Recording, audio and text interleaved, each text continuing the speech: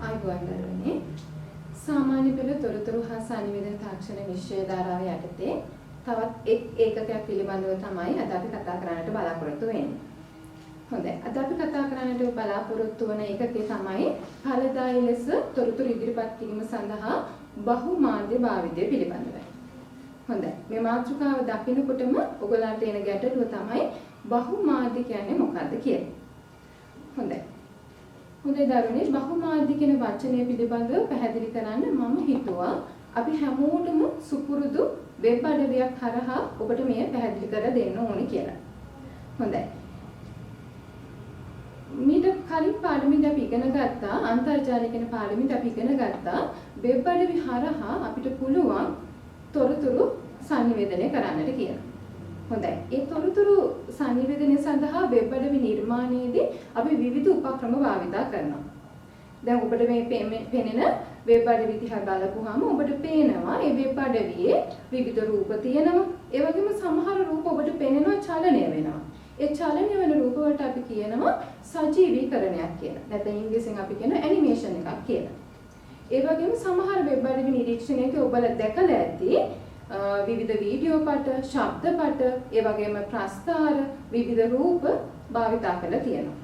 ඒ අනුව අපිට පැහැදිලි වෙනවා වෙබ් අඩවි හරහා තොරතුරු සංනිවේදනයේදී විවිධ උපක්‍රම භාවිතා කරලා අපිට වඩා ඵලදායී ලෙස තොරතුරු සංනිවේදනය කරන්නට පුළුවන් බව. හොඳයි දරුවනේ. එහෙනම් දැන් ඔබට පැහැදිලි බහුමාධ්‍ය කියන්නේ මොකක්ද කියලා. අපි තවදුරටත් ඒ පැහැදිලි කරගමු. බහුමාධ්‍ය කියලා කියන්නේ යම්කිසි නිර්මාණයක් කරද්දී අපිට ඒ වඩා සාර්ථක ලෙස ඉදිරිපත් කිරීම සඳහා අපිට එයට වීඩියෝ ඇතුළත් කරන්නට පුළුවන්. ඒ වගේම මම ඊට පෙන්වූ ආකාරයේ සජීවීකරණ භාවිතා කරන්නට පුළුවන්. ඒ වගේම ඔඩියෝ ක්ලිප්ස් භාවිතා කරන්නට පුළුවන්. ඒ වගේම ග්‍රැෆික්ස් පාවිච්චි කරන්නට පුළුවන්. හොඳයි. මේ පාඩම අවසානයේ අපි ඔබට දීමට බලාපොරොත්තු වන්නේ ඇත්තටම ග්‍රැෆික් සොෆ්ට්වෙයාර් එකක්. එහෙම නැත්නම් ග්‍රාෆික මෘදුකාංගයක් භාවිතයෙන් කොහොමද ග්‍රැෆික් එකක් නිර්මාණය කරන්නේ? එහෙම නැත්නම් ග්‍රැෆික් එකක් නිර්මාණය කරන්නේ කොහොමද කියලා. හොඳයි. මුලින්ම අපි බලමු මොකද්ද මේ ග්‍රාෆික් එකක් කියන්නේ. එහෙම නැත්නම් ග්‍රැෆික් එකක් කියන්නේ මොකක්ද කියලා. ඒක පිළිබඳව දැනගන්නට පෙර මම කැමතියි ඔයගලන්ට පැහැදිලි කරලා දෙන්න. ඇත අතීතයේ ඉඳන්ම මිනිසුන් තමන්ගේ අදහස් ප්‍රකාශ කරන්නට ඡායාරූප එහෙම නැත්නම් විවිධ රූප භාවිතා කළා. ඔයගලන්ට මේ රූපයේ පෙනෙන ආකාරයට ගල් මත විවිධ චිත්‍ර ඇඳපු යුගයක් ඈත අතීතයේ තිබුණා. බලන්න මේ චිත්‍ර අඳින්න මිනිසුන් කොච්චර වෙහෙසෙන්නට ඇද්ද? ඒ වගේ මේ චිත්‍ර වලට වර්ණ ගන්නන්නට මිනිසුන් කොතරම් වෙහෙසෙන්නට ඇද්ද?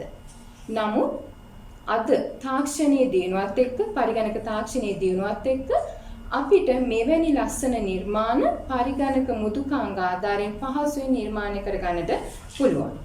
එහෙමනම් දරුවනේ අංකිත ග්‍රාෆිකයක් කියලා කියන්නේ ග්‍රැෆික් සොෆ්ට්වෙයාර් එකක්. එහෙම නැත්නම් ග්‍රාෆික මෘදුකාංගයක් භාවිතයෙන් අපි යම්කිසි නිර්මාණය කරන ලබන චිත්‍රයක් හරි රූපයක් හරි තමයි අපි අංකිත ග්‍රාෆිකයක් කියලා කියන්නේ. හොඳයි දරුවනේ. ඊළඟට අපි බලමු අංකිත ග්‍රාෆිකයක මූලිකාංග මොනවද කියලා. අංකිත ග්‍රාෆිකයක මූලිකාංග කියලා කියන්නේ අපි ග්‍රැෆික් එකක් බලපුවහම අපිට ඒ තුල නිරීක්ෂණය වෙන දේට තමයි අපි කියන්නේ අංකිත ග්‍රාෆිකයක මූලිකාංග කියලා. අපි ග්‍රැෆික් එකක් හොඳින් නිරීක්ෂණය කළොත් අපිට ඒ තුල තියෙන පික්සල දැක ගන්න පුළුවන්. ඒ වගේම ඒ ග්‍රැෆික් එකේ විභේදනය නිරීක්ෂණය කරන්න පුළුවන්. ඒ කියන්නේ විභේදනය කියන රෙසලූෂන්. ඒ වගේම ඉමේජ් එකේ සයිස් එක, ඒ වගේම ඉමේජ් එක නිර්මාණය කිරීමට භාවිතා කරලා තිබෙන වර්ණ ගැනත් අපිට හොඳ අවබෝධයක් ලබා ගන්නට පුළුවන්.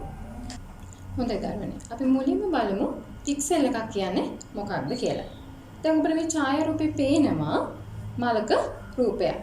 මේ මලේ කුඩා කොටසක් අපි විශාල කරලා බලපුවාම ඔබට දෙවන රූපේ පෙනෙන ආකාරයට කොටු සහිත රූපයක් අපට දක්නට පුළුවන්.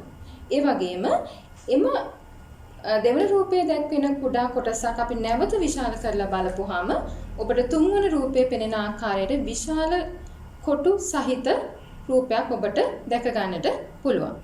හොඳයි. දැන් මේ කොටු කියන්නේ මොනවද? ඒ චූටි කොටුවක් අපිට කියන්න පුළුවන් පික්සල් එකක් කියයි. මේ දෙවන රූපයේ තිබෙන මලේ කොටස තුලින් අපිට මලක කොටසක් කියලා පැහැදිලිව පෙන්වෙන්නේ නැහැ. නමුත් පළවෙනි රූපෙන් අපිට පැහැදිලිව මේ මලක් කියලා පැහැදිලිව පේනවා. නමුත් දෙවන රූපයෙන් අපිට මේ මලක කොටසක් කියලා පැහැදිලිව පේන්නේ නැහැ. එතන තියෙන්නේ කොටු සහිත පසුබිමක් පමණයි ඔබට පේන්නේ.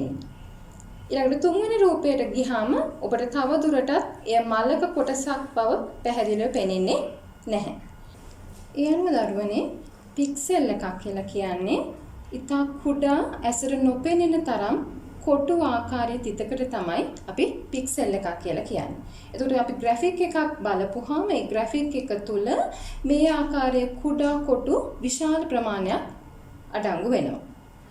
ඒ කුඩා කොටු ආකාරයේ තිත් විශාල ගණනක් එක්වීමෙන් තමයි අංකිත ග්‍රාෆිකයක් නිර්මාණය වන්නේ. ඒ අනුව අපිට තීරණය කරන්නට පුළුවන් අංකිත ග්‍රාෆිකයක මූලික තැනුම් ඒකකය වන්නේ පික්සල් එකක් කියලා. නම නැවතත් කියන්න පික්සල් එකක් කියලා කියන්නේ අංකිත ග්‍රාෆිකයක මූලික තැනුම් ඒකකය තමයි පික්සල් එකක් කියලා කියන්නේ. හොඳයි. ඔබට මේ දැන් පෙන්වන රූපයේ රතු පැහැති කොටුවෙන් දක්වලා තිබෙන්නේ පික්සලයක්. ඔබට පේනවා ඇති එවැනි පික්සල කිහිපයක් පේලියක් වශයෙන් පිහිටන්නට පුළුවන්. ඒ වගේම එවැනි පික්සල කිහිපයක් තීරුවක් වශයෙන් පහළට පිහිටන්නට පුළුවන්. මෙවැනි පික්සල් පේලි සහ තීරු එකිනෙකට ළඟින් පිහිටීම හරහා තමයි ග්‍රාෆිකයක් එහෙම නැත්නම් අංකිත ග්‍රැෆික් එකක් නිර්මාණය වන්නේ. ඒ වගේම පික්සල් අරාවක් කියලා කියන්නේ මෙවැනි ඔබට මේ රූපයේ පෙනෙන ආකාරයේ ඍජු කෝණාශ්‍රාකාර හැඩයට පික්සල එක ළඟින් පිහිටීමෙන් තමයි ග්‍රාෆිකයක් නිර්මාණය වන්නේ. මේ පික්සල් අරාවක් අපි බිට් අනුරූපිතයක් ලෙසත් හඳුන්වනවා. හොඳයි දරුවනේ. පික්සල් එකක් අපිට තවදුරටත් පැහැදිලි කරන්නට පුළුවන් පික්සලයක් බිටු වලින් තමයි සමන්විත වෙලා තිබෙන්නේ. ඒ අනුව යම් කිසි පික්සලයක් ගත් විට ඒ පික්සලයේ ඇති බිටු ප්‍රමාණය තීරණය වන්නේ එහි යොදාගෙන ඇති වර්ණ ප්‍රමාණය අනුව. ඒ අනුව යම් කිසි ග්‍රාෆිකයක එහෙම නැත්නම් ග්‍රැෆික් එකක ගුණාත්මක බව තීරණය වන්නේ එයට යොදාගෙන ඇති බිටු ප්‍රමාණය මතයි. ඒ කියන්නේ අපි වැඩි බිට් ප්‍රමාණයක් පාවිච්චි කරලා තියෙනවා නම් ඒ ග්‍රාෆිකයේ ගුණාත්මක බව වැඩි. හොඳයි දරුවනේ. ඇතැම් අවස්ථාවලදී අපි විවිධ ග්‍රාෆික නිර්මාණ සිදු කිරීමේදී ඔබ දැකලා ඇති මම මේ ඡායාරූපයේ දක්වලා තියෙන ආකාරයට අපිට ඇතැම් විට අවශ්‍ය වෙනවා ග්‍රාෆිකයේ පරිමාව නැත්නම් ප්‍රමාණය අපිට විශාල කිරීමට අවශ්‍ය වෙනවා. ඒ ආකාරයට විශාල කරන විට මේ ඡායාරූපයේ ඔබට පෙනෙන ආකාරයට රූපයේ පැහැදිලිතාවය යම්කිසි ආකාරයකට අඩුවීමක් ඔබ මීට පෙරත් දැක ඇති. එහෙම වන්නට හේතුව වන්නේ එම රූපය නිර්මාණය කිරීමේදී අඩු පික්සල ප්‍රමාණයක් භාවිතා කරලා තිබුණ නිසා තමයි මෙය අපි විශාල කිරීමේදී එහි ගුණාත්මක බව අඩුවන්නට හේතුව වුයි. හොඳයි. අපි තවදුරටත් පික්සල් ගැන අධ්‍යයනය කිරීමේදී අපිට කියන්නට පුළුවන් පික්සලයක් හැම වෙලාවෙම යම්කිසි එක් වර්ණයකින් යුක්ත වෙනවා. ඒ වර්ණය එක කළු වෙන්නට පුළුවන්, එක සුදු වන්නට පුළුවන්, එහෙම නැත්නම් අලු පැහැති වන්නට පුළුවන්. ඒ වගේම දරුවනේ ඔබ මේ වෙන විටත් අහලා ඇති මූලික වර්ණ පිළිබඳව. මූලික වර්ණ කියන්නේ රතු, කොළ, නිල් කියන්නේ මූලික වර්ණ. මේ මූලික වර්ණ සංකලනය වීම හරහා තවත් වර්ණ නිර්මාණය කරගන්නට පුළුවන්.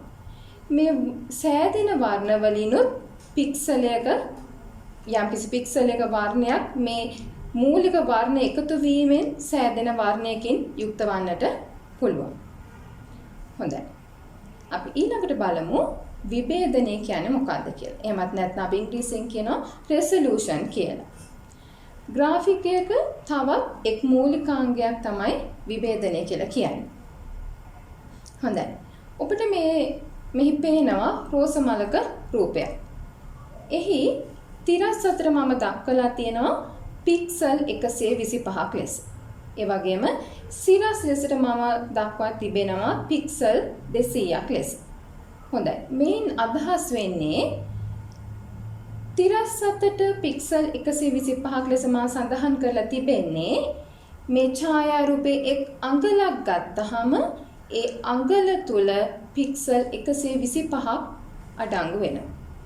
ඒ වගේම සිරස් අතට එක් අඟලක් තුල පික්සල් 200ක් අඩංගු වෙනවා.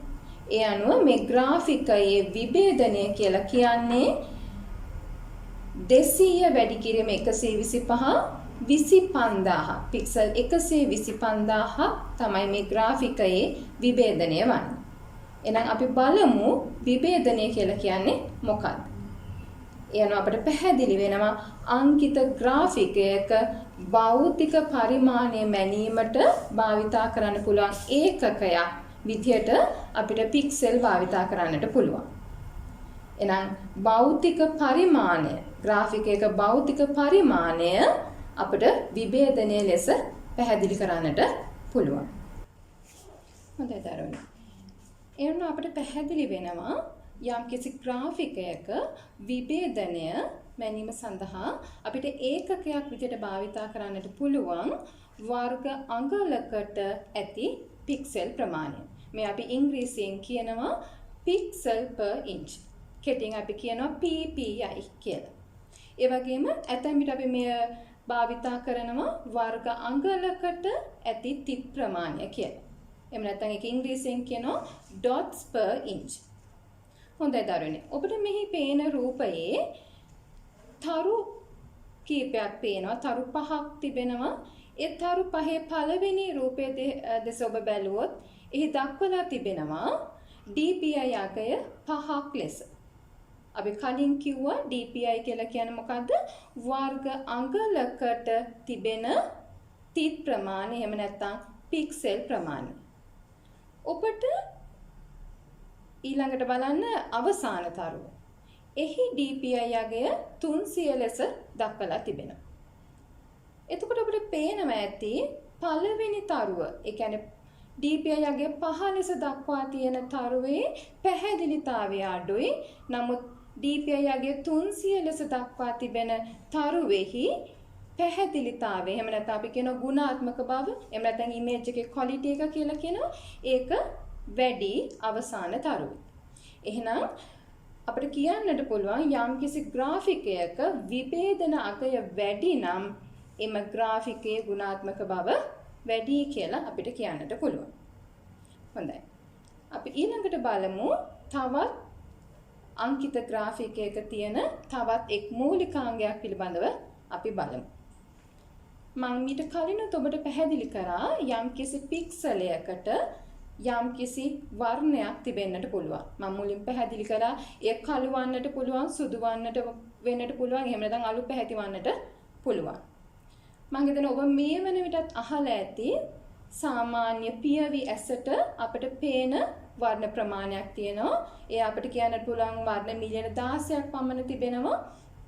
මේ මිලියන 16න් යුක්ත එක් වර්ණයකින් පික්සලයක වර්ණය අඩංගු වන්නට පුළුවන්. හොඳයි.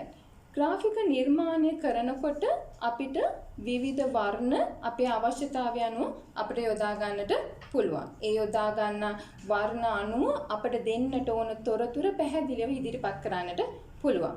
නමුත් අපි මේ ග්‍රාෆිකය නිර්මාණය කරලා අපි ප්‍රතිදානය කරන ආකාරය අනුව අපි යොදා ගන්නට අවශ්‍ය වර්ණ ආදේශකය වෙනස් වෙනවා. ඒ කියන්නේ දරුවනේ අපි ග්‍රාෆිකයක් නිර්මාණය කළ පෝස්ටරයක් විදිහට ඉදිරිපත් කරනවා නම් අපි යොදා ගන්න වර්ණ ආදේශකය වන්නේ CMY ආදේශකය. ඒ වගේම අපි රූපවාහිනී තිරයකින් හරි පරිගණක තිරයකින් හරි බලන්නට ආකාරයේ යම් කිසි ග්‍රාෆික් එකක් නිර්මාණය කරොත් ඒ අවස්ථාවේදී අපි යොදාගන්නේ RGB ආදේශකය. හොඳයි. අපි මුලින්ම බලමු RGB ආදේශකය කියන්නේ මොකක්ද කියලා. මෙහි ඔබට රූපේ පෙහෙනවා RGB කියලා කියන්නේ මූලික වර්ණ තුන. මීට ඉහතදීත් අපි සාකච්ඡා කළා මූලික වර්ණ පිළිබඳව.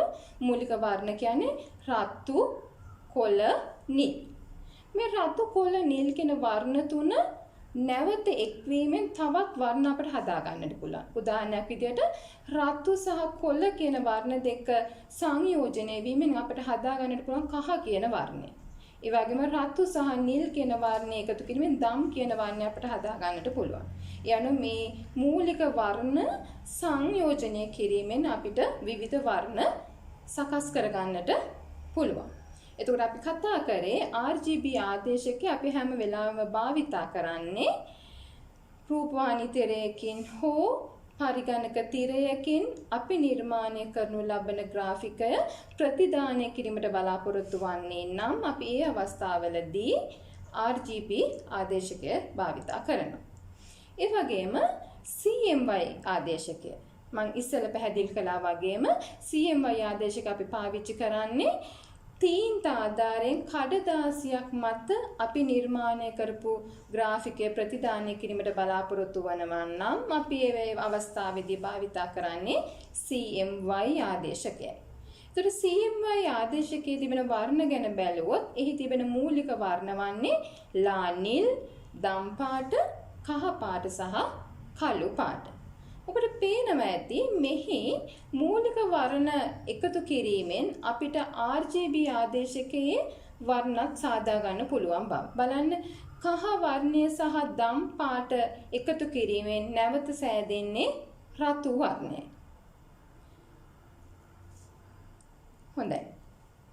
මෙන්න අපිට පැහැදිලි වෙනවා අපිට අවශ්‍ය තොරතුරු sannivedanaya කිරීමේදී ග්‍රාෆිකයක් හරහා අපිට වර්ණ විවිධ ආකාරයෙන් යොදා ගන්නට පුළුවන්.